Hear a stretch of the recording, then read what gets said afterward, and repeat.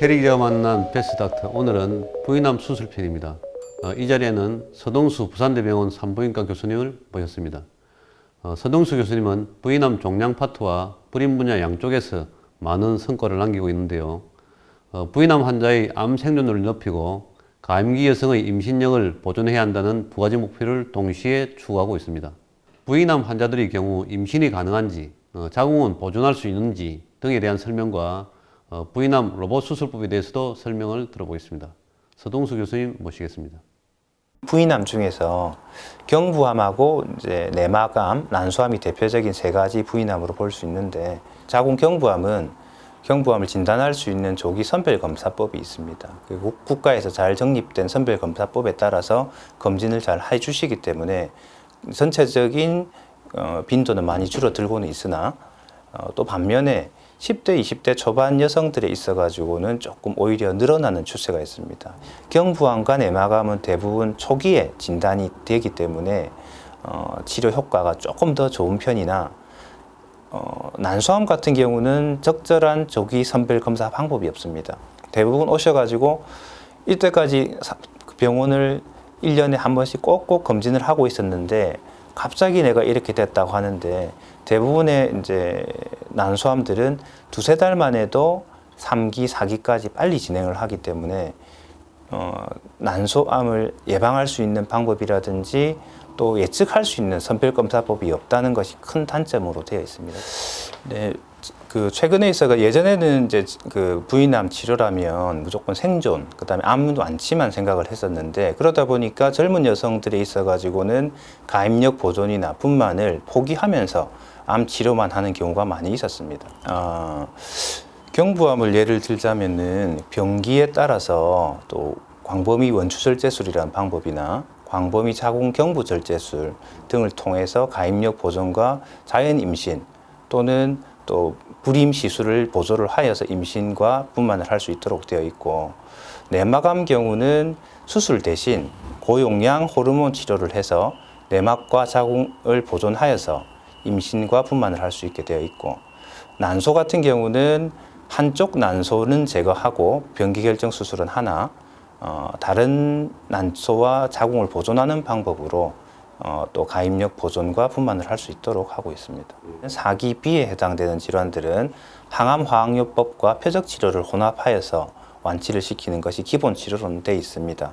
하지만 기본 1차 치료에서 완치가 되지 않는 경우들이 있기 때문에 그 병소가 남아있는 부분이 방광 쪽이라면 방광을 포함한 절제, 또 직장 쪽이 침범되어 있다면 직장 쪽을 포함한 광범위 골반 전체 절제를 하고, 또 방광 재건, 또 직장이든 대장 룰을 설치하여서 완치를 할 수 있도록 수술적 치료도 병행하고 있습니다. 광범위 골반 제거술이라는 것은 기존의 자궁 수술뿐만이 아니고 자궁에서 병이 방광이라든지 또 직장 쪽으로 침범이 있을 때 그 골반에 침범된 병을 한꺼번에 방광과 자궁, 직장을 한 번에 적출해내는 방법으로 전 골반에 있는 장기를 다 한 번에 제거하는 방법입니다. 그렇게 함으로써 4기 A에 해당되는 질환들을 완치를 할 수 있는 기회를 얻게 될 수 있습니다. 관문 임파선 절제술은 부인암에 있어가지고 처음으로 암이 전이가 되는 통로가 되는 관문입니다. 그래서 만약에 관문까지 암이 도달하지 않았다면 추가적으로 예전에 하던 전절제술을 생략을 하고 의심되는 부분만 조직 검사를 할 수 있기 때문에, 이전에 전절제술을 해서 생겼던 여러 가지 임파선 절제술의 문제점들이 중에서 임파 부종, 다리가 코끼리 같이 된다든지, 또 임파 부종과 관련 임파 농양, 임파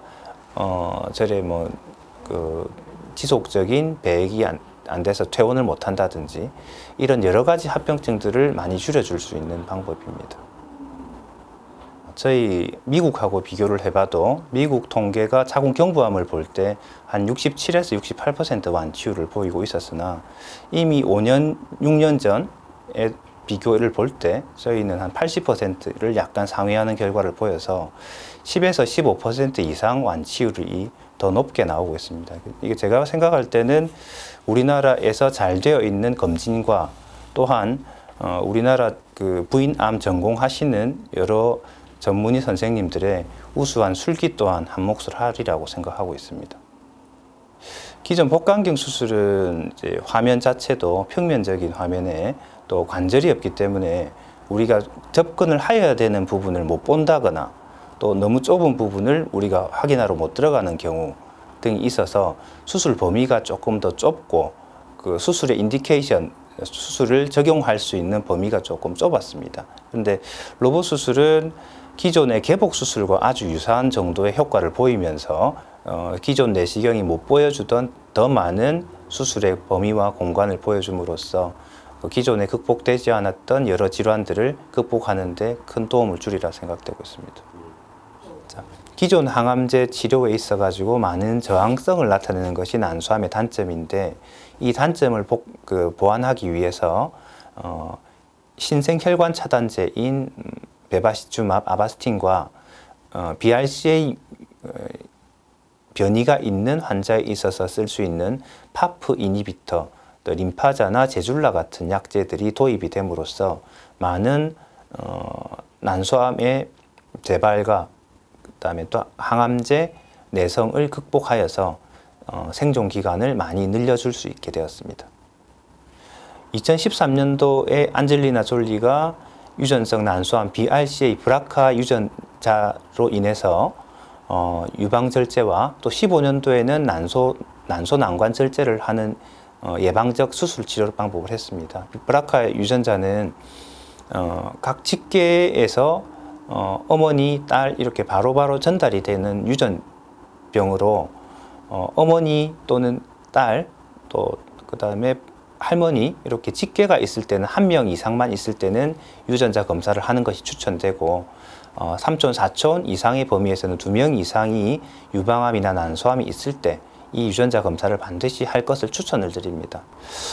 부인암 환자들은 저희 주변에 아주 우리가 편하게 보고 있는 우리 어머니 또 할머니, 우리 딸일 수도 있는 환자들한테 발생한 암입니다. 이런 부인암이 발생했을 때는 부인암 전문을 하는 전문 의사와 함께 충분히 상의를 해서 상호 합의를 하면서 치료, 그 다음에 운동, 그 다음에 회복에 있어서 모든 과정, 작은 한 가지 부분이라도 서로 의논하고 협력함으로써 소통함으로써 치료를 해 나갈 때 잘 안 될 것 같은, 불가능할 것 같은 부분들도 또 극복을 할 수 있지 않나 그렇게 생각하고 있습니다.